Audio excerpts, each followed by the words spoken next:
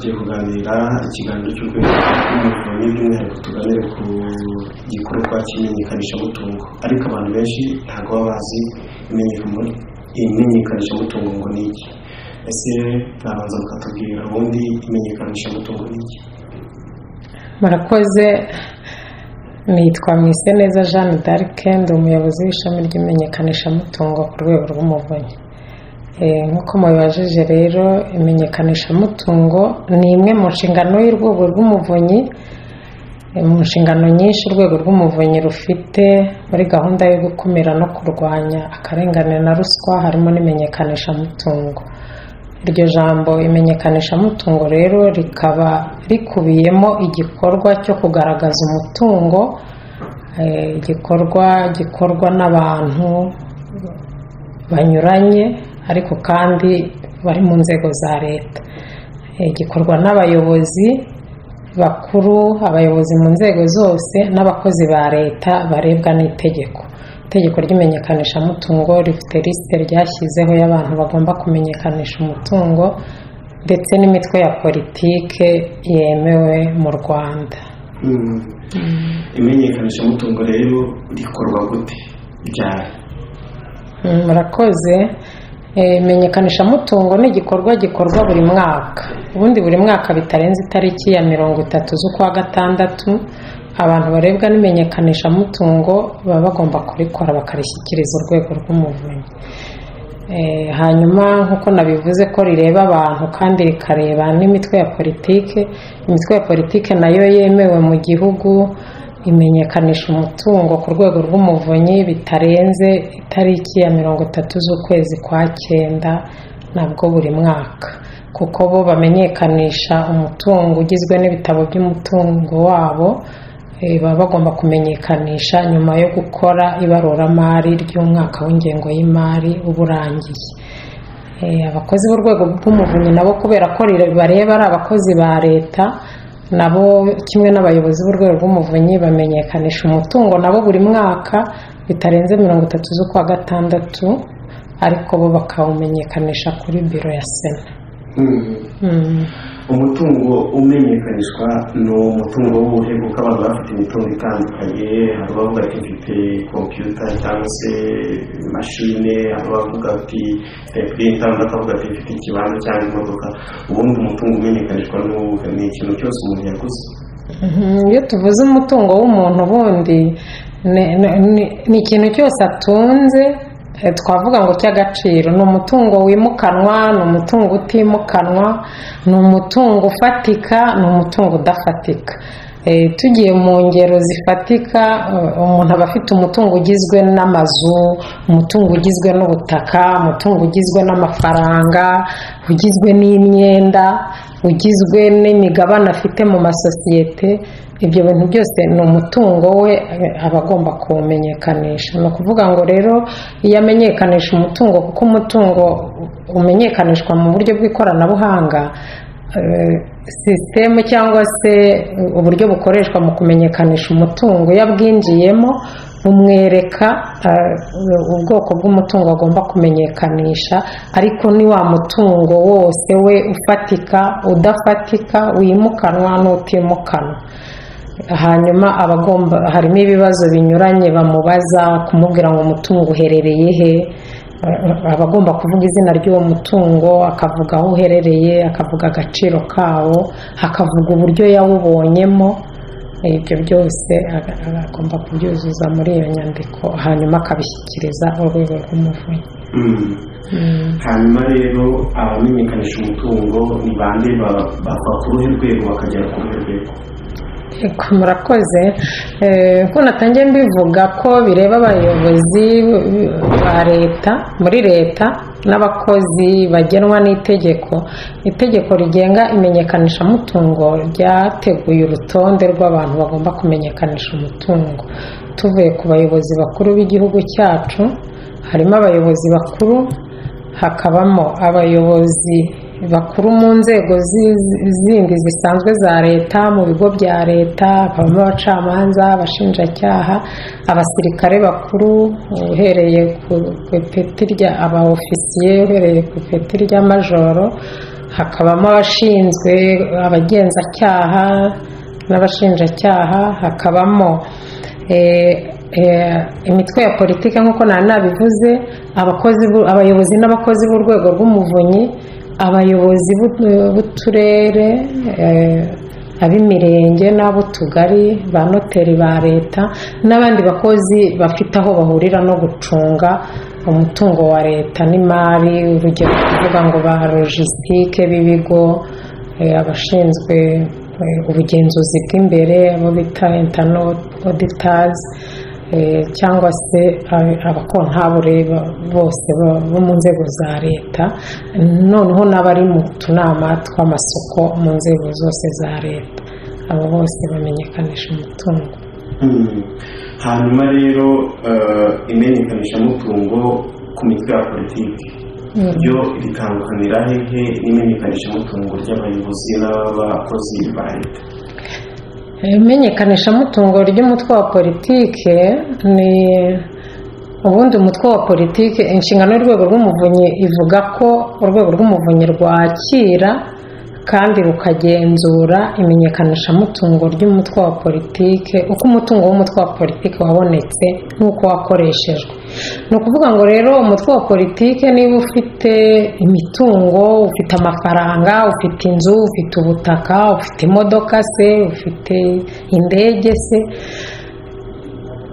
bakora ibaruramari ry'uwo mutungo wabo buri mwaka, bakerekana ibyo binjije, bakerekana n'ibyo basohoye, hanyuma n'uburyo babikoresheje, bakaba bafite n'impapuro zerekana ko uwo mutungo wabo wakoreshejwe.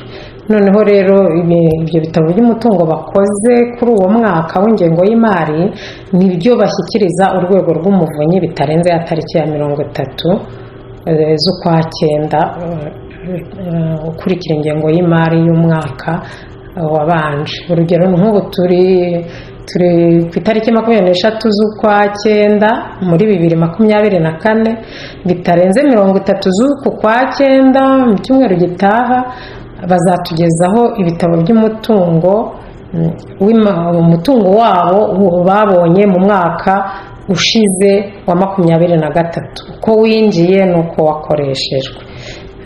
Rero urwego rw'umuvunyi ruba rufite inshingano zo kugenzura ko uwo mutungo wabo winjiye n'uko wakoreshejwe. Mu kuwugenzura urwego rw'umuvunyi rureba aho uwo mutungo waturutse nimba hemewe n'amategeko, hanyuma rukanareba n'impapuro z'uko uwo mutungo wasohotse. Urugero nimba ari ibintu baguze bakaba bafite amafagitire babiguriyeho, nimba ari umuntu bahaye impano bakaba bafite aho yabasinyiye, nimba ari uwabahaye impano bikaba bigaragara aho yaturutse. Ni ibyo ngibyo. Wenda icyo navuga aho ngaho cyerekana aho bitandukaniye n'uw'abantu ku giti cyabo, ku bantu ku giti cyabo urwego rw'umuvunyi rufite inshingano zo kwakira wa mutungo w'umuntu akavuga ati mfite inzu imwe iherereye Gasabo muri uyu murenge muri aka kagari muri uyu mudugudu, ifite agaciro kangana gutya, ifite ingana gutya, nayibonye ku nguzanyo cyangwa se nayihaweho impano n'umubyeyi wanjye, nyifatanije na naka, nyishyurira umusoro uyu n'uyu ukurikije nyine ibibazo biri mu nyandiko buzuza bagaragaza umutungo. Ariko ntabwo urwego rw'umuvunyi rufite inshingano zo kuvuga ngo uwo mutungo wawukoresheje gute.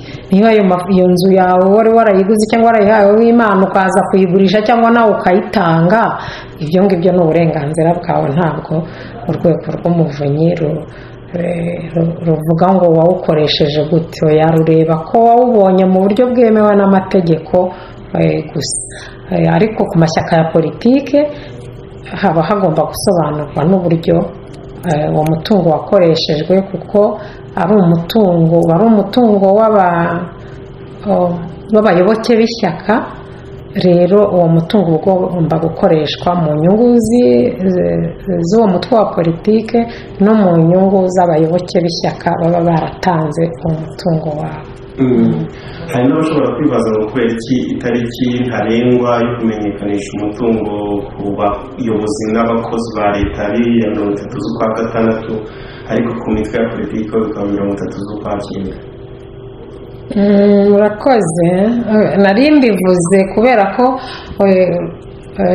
imitwe ya politike yo igomba gukora ibaruramari ry'umutungo wabo mu ngengo y'imari y'umwaka warangiye.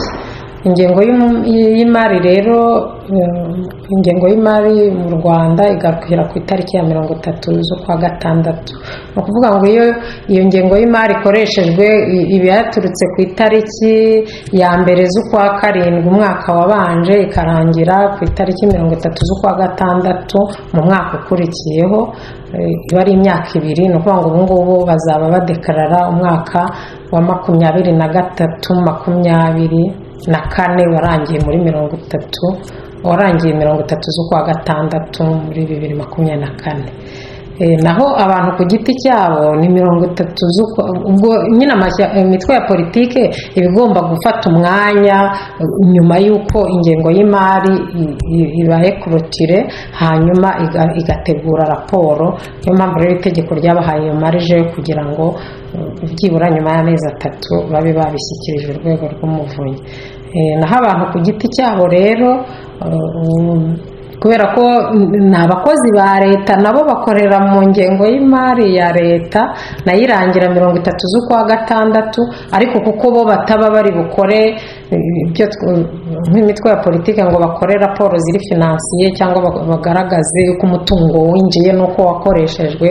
niyo mpamvu mbere y'uko barangiza umwaka w'akazi, murabizi ko turangiza nyine twese n'imihigo 30 z'ukwa gatandatu tugahigura, tuba twarahembwa amafaranga ya leta kugeza kuri iyo 30 z'ukwa gatandatu.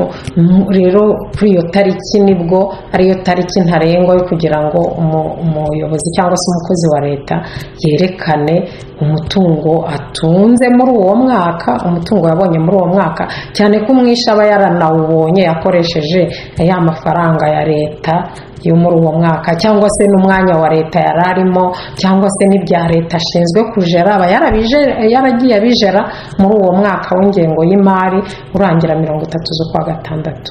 niyo mpamvu rero bitarenze iyo tariki 30 z'ukwa gatandatu nk'uko ahigura imihigo ye y'akazi yakoze muri uwo mwaka, agomba no kwerekana umutungo we atunze muri uwo mwaka.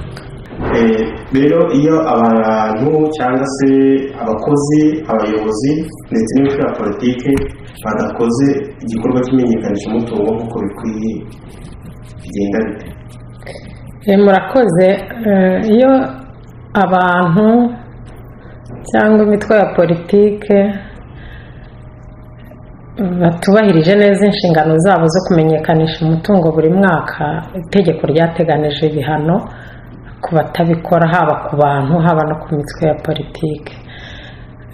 duhereye rero ku bantu abagomba kumenyekanisha umutungo iyo batabikoze kuri ya tariki ya 30 z'ukwa gatandatu kwa buri mwaka, urwego rw'umuvunyi rurabibutsa rukabaha iminsi 7 yo gukora iryo menyekanisha mutungo. rero mu imenyekanisha mutungo harimo amakosa 2. irya mbere ni ugutanga imenyekanisha mutungo ritari ryo cyangwa rituzuye. umuntu akaba yabeshye informasiyo cyangwa se yatanze informasiyo zituzuye, akavuga nk'ubuso bw'ikibanza butari bwo, cyangwa se akavuga aho inzu iherereye ariko akavuga wenda umurenge ibindi ntabyuzuze, cyangwa se akavuga agaciro katari ko. icyo gihe rero urwego rw'umuvunyi rumusaba gusubiramo iryo menyekanisha mutungo, agatanga imenyekanisha mutungo ryuzuye cyangwa se riri ryo. iyo atabikoze mu gihe cy'iminsi 7 rumusabira ibihano ku buyobozi bwe, kwandikira inzego bakorera abo batamenyekanishije umutungo, bugasaba izo nzego kubagenera igihano cyo mu rwego rw'akazi giteganywa n'itegeko rigenga imenyekanisha mutungo. icyo gihano kikaba ari igihano cyo guhagarikwa ku kazi mu gihe cy'ukwezi kumwe kudahemberwa.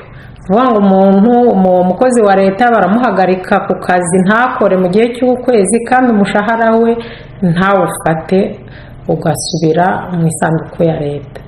Iyo rero kandi urwego rw'umuvunyi rugasaba ko amenyekanisha umutungo, ni ukuvuga ngo arahanwa kandi akamenyekanisha umutungo. Iyo atabikoze mu gihe cy'iminsi 7 urwego rw'umuvunyi rwandikira nanone urwego akorera rugasaba noneho ko bamuha igihano cyisumbuyeho cyo guhagarikwa ku kazi mu gihe cy'ukwezi kumwe kudahemberwa kandi akamenyekanisha umutungo. Iyo atabikoze nanone muri ya minsi 7 urwego rw'umuvunyi rukora raporo kuri uwo muntu rukayishyikiriza urwego rw'igihugu rushinzwe ubugenzacyaha kugira ngo uwo muntu bamukoreho iperereza bamenye impamvu atamenyekanisha umutungo we wuzuye cyangwa ngo awutange wose.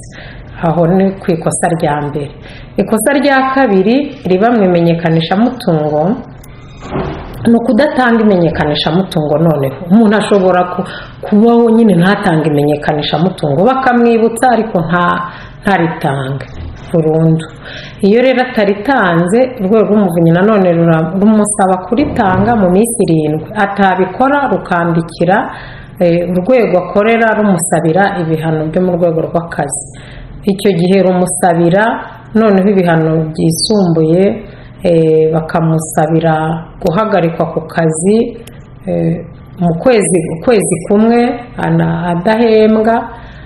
Yakongera gusubira iryo kosa bakamusabira guhagarika ku kazi noneho amezi 3, agahagarara amezi 3 adahembwa kandi agasabwa kumenyekanisha umutungo.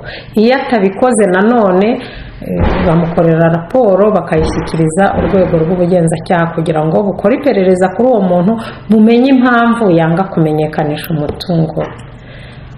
Naho ku mashyaka ya politike cyangwa ku mitwe ya politike ibihano nabyo bimeze amakosa akorwamo mu imenyekanishamutungo ameze nk'akorwa n'abantu nabo mu kumenyekanisha umutungo. Irya mbere ku mitwe ya politike, ikosa rya mbere rishobora gukorwa mu imenyekanishamutungo naryo ni ugutanga imenyekanishamutungo ritari ryo cyangwa rituzuye. Ni ukuvuga ngo umutwe wa politike ukaba wakoze ibaruramari ariko ugatanga imibare itariyo cyangwa se ituzuye. Icyo gihe urwego rw'umuvunyi rusaba nabo ko basubiramo imenyekanishamutungo ryabo agatanga iryuzuye cyangwa se iriri ryo mu gihe cy'iminsi 7. Iyo batabikoze narwo urwego rw'umuvunyi rubaha ibihano. Noneho ku mitwe ya politike ntabwo rusaba ngo babahe igihano. Urwego rw'umuvunyi itegeko ryahaye urwego ububasha bwo guha igihano umutwe wa politike. Babaha igihano cya mbere cyo kwihanangirizwa mu nyandiko. Urwego rw'umuvunyi rurabandikira rukabihanangiriza mu nyandiko kandi rukabasaba no kumenyekanisha umutungo. Iyo rero batabikoze nanone rubaha ikindi gihano cyo kubagaya ku mugaragaro. Nanone barabandikira bakabagaya ku mugaragaro, bakagaya uwo mutwe wa politike watanze nyine imenyekanishamutungo ritari ryo cyangwa rituzuye. Ariko iyo umutwe wa politike ukomeje gukora ayo makosa, hari ikosa twavuze ryo gutanga imenyekanishamutungo rituzuye cyangwa ritari ryo, cyangwa se kudatanga imenyekanishamutungo. Iyo umutwe wa politiki ukomeje gukora ayo makosa, urwego rw'umuvunyi noneho rusaba urwego rw'igihugu rushinzwe iyandikwa ry'imitwe ya politike guhana uwo mutwe wa politiki. Bakawusabira igihano cyo guhagarikwa bwa mbere, cyo gusabirwa guhagarikirwa inkunga baterwa na leta, kuko imitwe ya politike iba ifite inkunga ihabwa na leta buri mwaka ku ngengo y'imari ya leta. Umutwe wa politike rero kuba uterekanye aho wakomoye umutungo n'uko wawukoresheje ukaba utabigaragarije urwego rw'umuvunyi, iyo bawibukije ngo umenyekanishe umutungo ntubikore, urwego rw'umuvunyi rusaba RGB, ari cyo kigo cya leta gishinzwe iyandikwa ry'imitwe ya politike, mu nshingano kuwuhagarikira ya nkunga uhabwa na leta. Nimba leta yari yarabageneye nka miliyoni 50 z'uwo mwaka, uwo mutwe ukawahagarikirwa iyo nkunga. Iyo rero bakomeje gukora ayo makosa yo kudatanga imenyekanishamutungo, urwego rw'umuvunyi noneho rusaba RGB kubahagarika mu gihe cy'umwaka badakora. Umutwe wa politike ugahagarara mu gihe cy'umwaka udakora, kandi ugasabwa kumenyekanisha umutungo. Ariko icyiza twavuga ni uko imitwe ya politike yemewe mu Rwanda ni 11 imenyekanisha umutungo. Kugeza ubu ntabwo turabona umutwe wa politike wanze kumenyekanisha umutungo.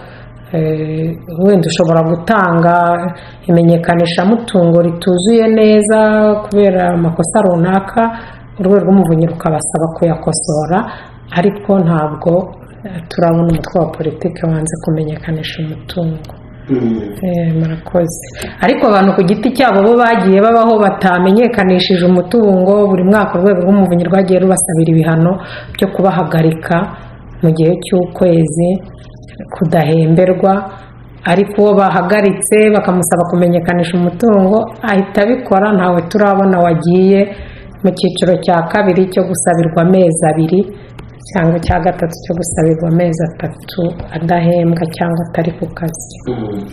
Tugarutse inyuma gatoya, hari bazatese buriya abayobozi bakuru b'igihugu nabo kugeza kuri perezida na minisitiri w'intebe kuko bamenyekanisha umutungo yabo. Abantu benshi baba babyiheza, ariko bamenyekanisha umutungo buri mwaka. Nta nubwo bo banageza kuri ya tariki ya 30, abandi ngo twirirwa tubibutsa tugira gute tunabaha ya minsi 7 nyine itegeko ribemerera ya nyuma ya 30 z'ukwa gatandatu yo kumenyekanisha umutungo.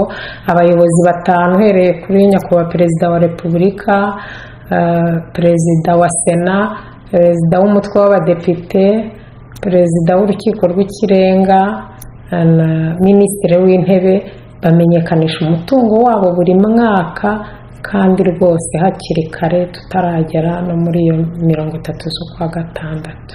Abantu twabamara impungenge, barabikora kandi bakabikorera igihe.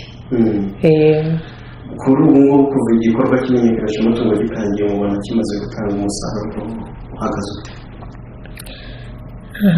Imenyekanishamutungo rero kuva ritangiye mu mwaka wa 2021, urwego rw'umuvunyi rwakoresheje ubushakashatsi kugira ngo rumenye, umwaka ujya kurangira wa 2021 hakozwe ubushakashatsi ku kumenya akamaro k'imenyekanishamutungo.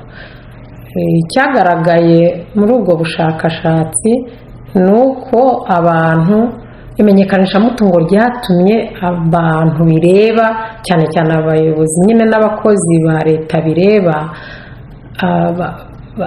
bakorera mu mucyo, bagerageza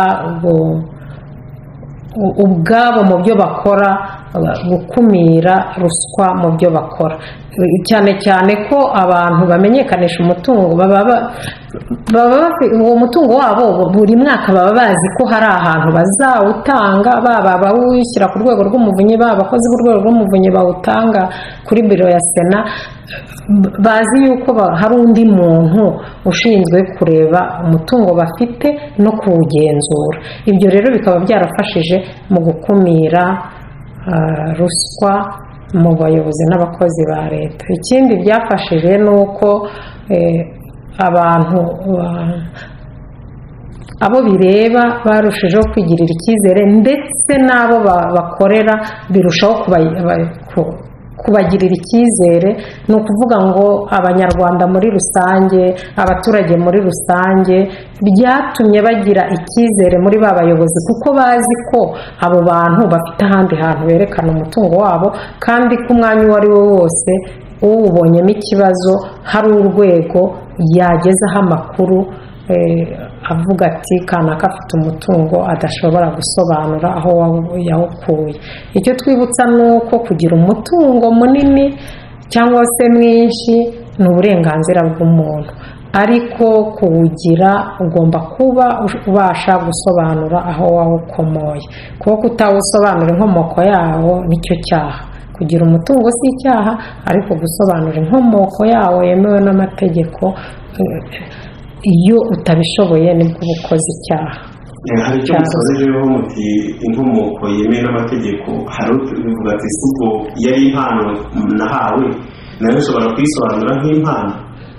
Yego, tugitangira nabivuze ko umutungo umenyekanisha uwo mutungo uvuga izina, ukavuga uti mfite umutungo, inzu ifite nimero iyi n'iyi, UPI iyi n'iyi, uherereye aha n'aha ngaha, ufite agaciro kangana gutya, nabonye muri uyu mwaka kandi nawukuye aha ngaha.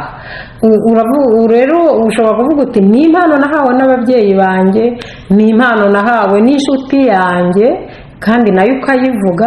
Ni ukuvuga ngo ya nshuti yawe nayo iba ifite ubushobozi bwo kuba ifite uwo mutungo, kuko ubu sinavuga ngo nguhaye ngo umuntu ngo uzavuge ngo ni Jeanne waguhaye imodoka ya vewiti kandi nawe ntayagira, gusa yayikuye cyangwa adafite n'ubushobozi bwo kuyigura.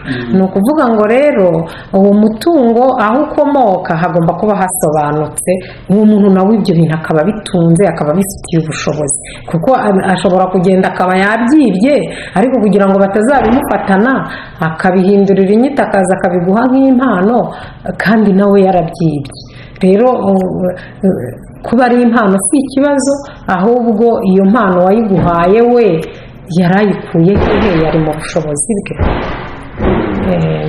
tugana ku musozo, niyihe nama mwagira abarebwa n'igikorwa cy'imenyekanisha mutungo, yaba ari abantu ku giti cyabo ndetse n'imitwe ya politiki? Murakoze. Kubera ko imenyekanishamutungo rifite twavuga ngo rifite inshingano cyangwa se rifite objectif yo gukumira ruswa mu bayobozi, mu bakozi ba leta, mu nzego za leta, mu mitwe ya politiki no mu banyapolitiki. Rero inama tugira abamenyekanisha umutungo bose, baba abantu ku giti cyabo, baba imitwe ya politiki, ni uko nyine bagomba gutunga imitungo bashobora gusobanura aho bayikomoye hemewe n'amategeko. Kandi nanone indi nama ni uko tubagira inama yo kumenyekanisha umutungo wabo ku rwego rw'umuvunyi ndetse no kuri biro ya Sena, kuri twebwe bireba bo ku rwego rw'umuvunyi, tukayimenyekanisha ku gihe, n'imitwe ya politiki ikamenyekanisha ku gihe, hanyuma kugira ngo nyine buri wese yirinde ibihano biba biteganijwe n'amategeko. Murakoze. Twese nidukora ibyo tuzaba tugiye mu nshingano y'igihugu yo gukumira no kurwanya ruswa, kandi no kugira ngo duharanire imiyoborere myiza y'igihugu cyacu n'iterambere rirambye. Bayobozi bacu nimwe dufatiraho urugero.